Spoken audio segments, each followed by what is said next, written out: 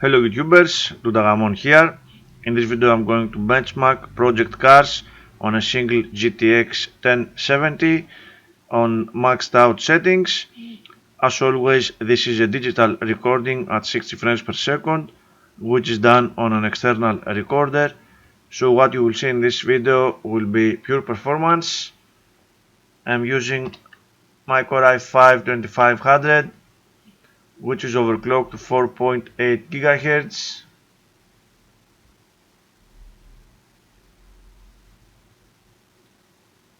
There we are.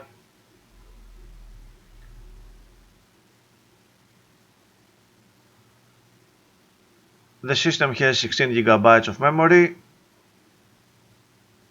and the graphics card is a single GTX 1070 made by KFA2. It is the EX model and it is overclocked to 2 GHz, something that we will verify at the end of the video.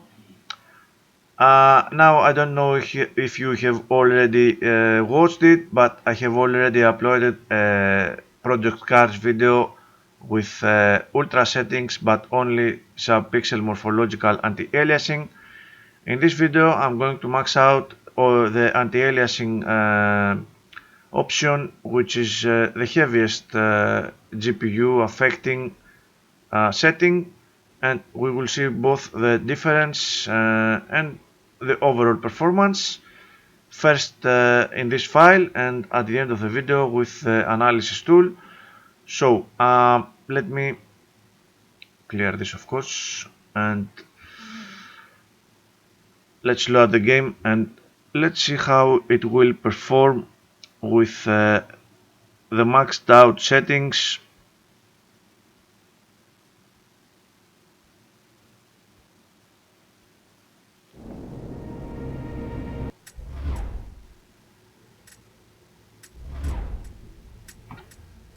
Visuals first.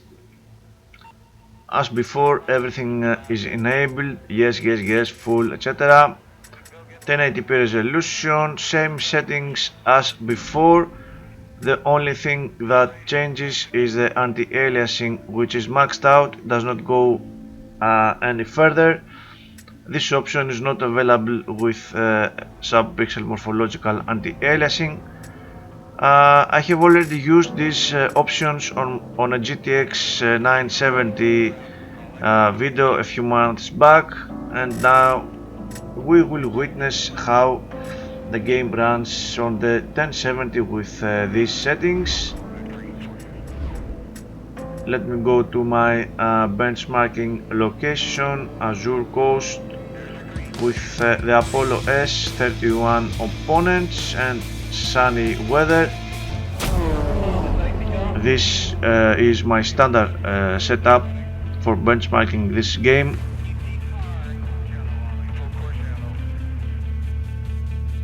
I will put links in the comments below so you can easily access my previous videos on the same settings on the 970. I'm not going to start the benchmarking exactly just yet. I will let the race go on for a few seconds until the cars, the opponents move away, and now I'm going to start my benchmark.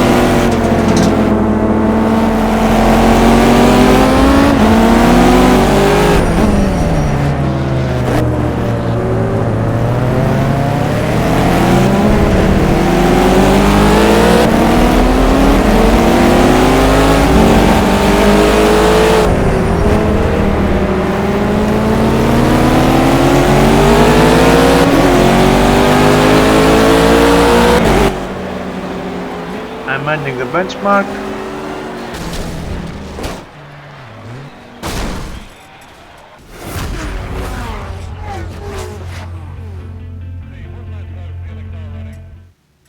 So let's go to the results and let's see how it performed. So we have 58 frames per second compared to 92 before. A lot of difference, of course, and keep in mind that this 92 frames per second was with only around 50% GPU usage. It was absolutely CPU limited during this run, and this one was at 99% maxed out GPU usage, which we can see in this graph here. A lot of difference with this setting. Of course, this is just a benchmark. You don't exactly need this setting in order to the game to be beautiful. I'm looking at it on a 40-inch screen, and okay, it did look better, but not that better to have such a huge performance hit. We are talking about 4 or 5 times more demanding GPU power. Frame rate still was quite good at around 60 frames per second.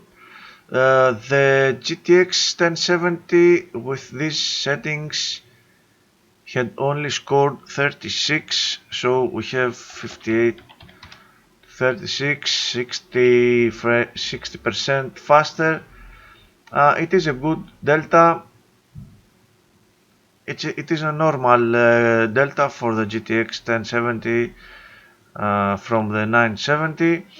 CPU usage was very high once more. Good multi-threading going on all cores. It is actually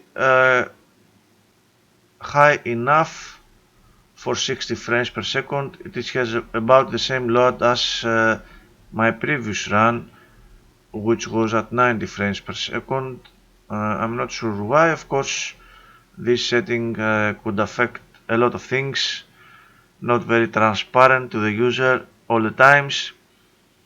CPU temps are very good.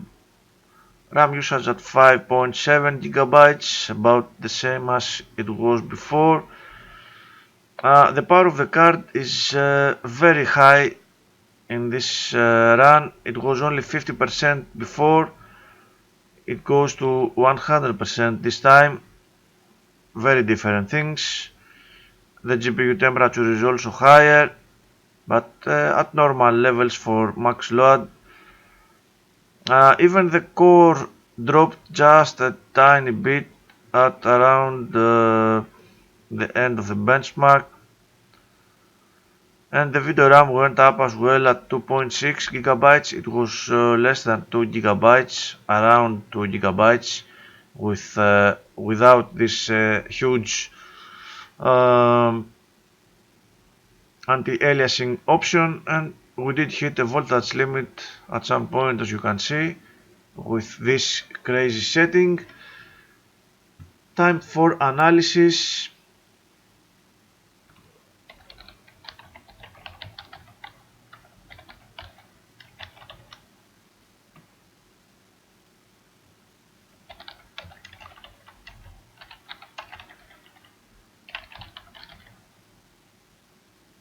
I need this file this time.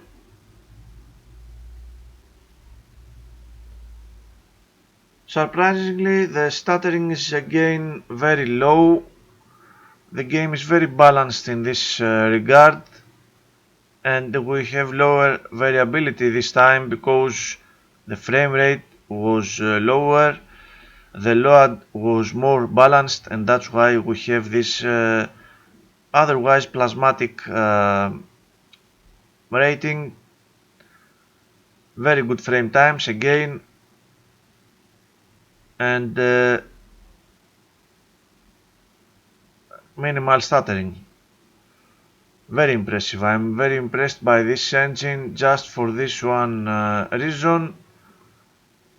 Time spent beyond 16.7 milliseconds is quite some. A lot of the frame count is above this threshold.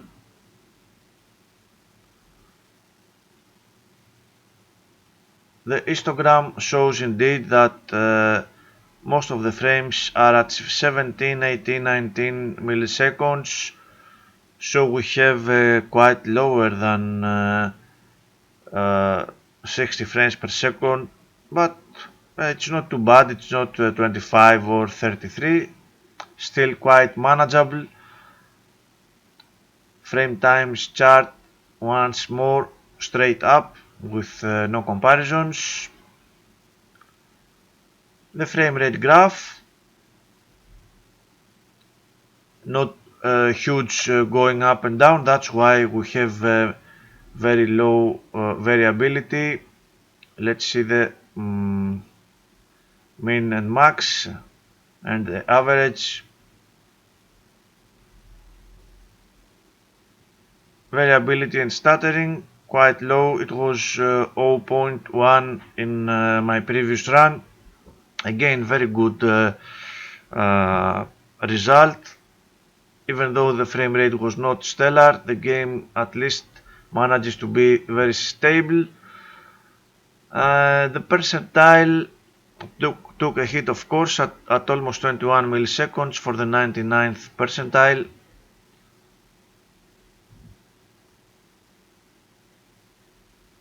Time spent beyond.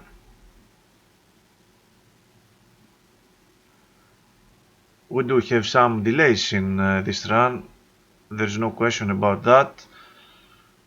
And the comparable frame rate with the variability and stuttering on the same graph.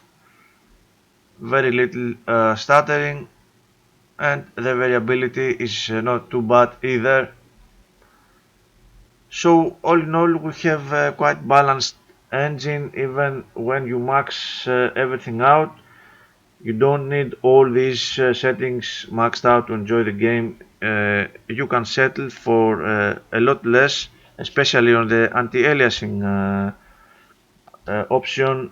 It is the one that does the most damage in both the 1070 and the 970. I hope you find this video interesting, my friends. I will see you in my next video. Thank you very much for watching, and as always, take care.